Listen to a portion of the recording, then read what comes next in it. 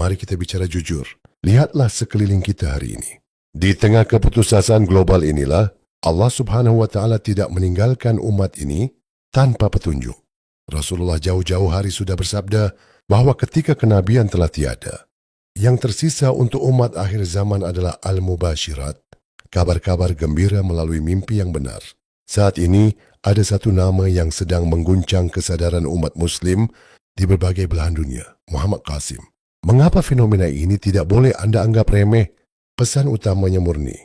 Mimpi-mimpi yang dialaminya selama puluhan tahun tidak pernah mengajak pada kultus individunya, tidak membawa syariat baru, melainkan satu seruan mutlak. Bersihkan umat Islam dari segala bentuk kesyirikan jika ingin bangkit.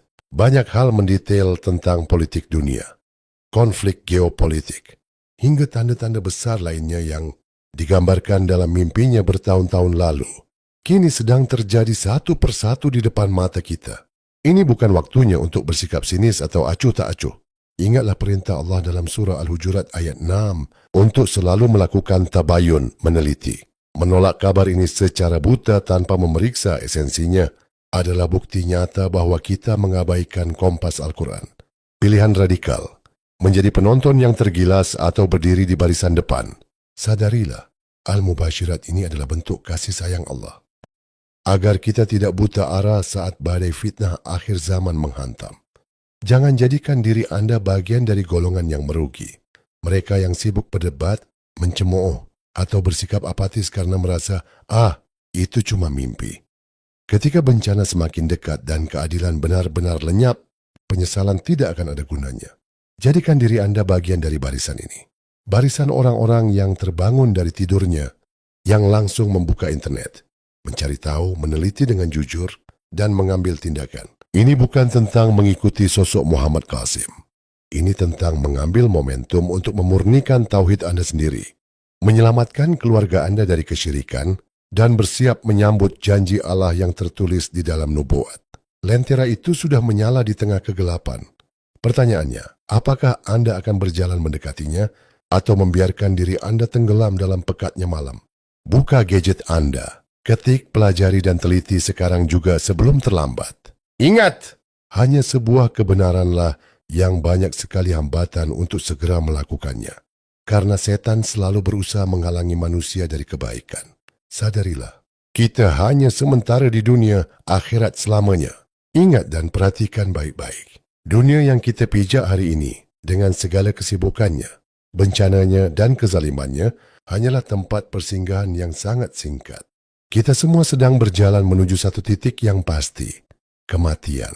Setelah itu, ada akhirat yang masanya kekal abadi tanpa batas.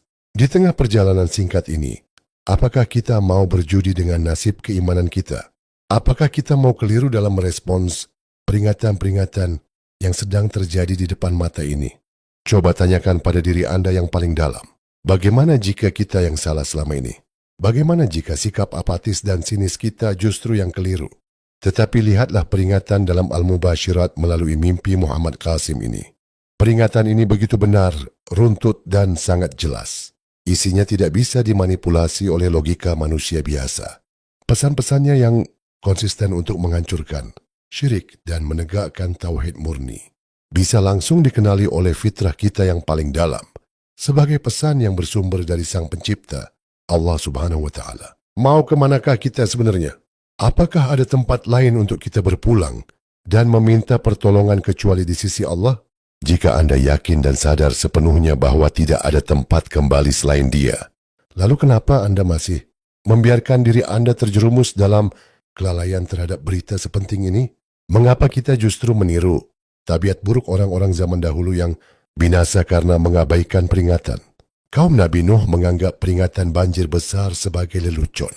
Kaum Ad dan Samud merasa aman di dalam benteng dan teknologi mereka, lalu mengabaikan utusan Allah. Hari ini bukan soal urusan Allah, tapi ketika Allah mengirimkan pertolongannya lewat mimpi-mimpi benar, ruya syadiqah, dunia dikepung bencana serta hilangnya keadilan, apakah kita akan mengulangi sejarah kehancuran yang sama? Mengabaikan kabar gembira dan peringatan ini karena alasan, itu hanya mimpi, adalah bentuk kelalaian yang fatal. Ingat, setan tidak akan pernah bisa menyerupai Rasulullah dan setan tidak akan pernah menyuruh manusia untuk memurnikan tauhid seketat apa yang disampaikan dalam pesan-pesan tersebut. Ketuk pintu hati Anda sekarang. Allah telah memperingatkan dampak dosa syirik yang tak terampuni dan Allah telah memberikan metode tabayun, meneliti dalam surah Al-Hujurat ayat 6.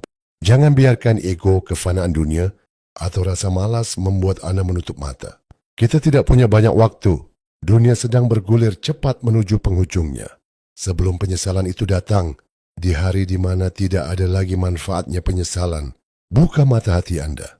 Cari tahu, pelajari, dan selidiki tentang mimpi-mimpi ini. Jadikan diri Anda bagian dari orang-orang yang peka terhadap tanda-tanda dari langit. Berdirilah di barisan tauhid yang murni. Karena tidak ada tempat berlindung dari murka Allah, kecuali kembali bersimpuh di bawah naungan rahmat dan petunjuknya.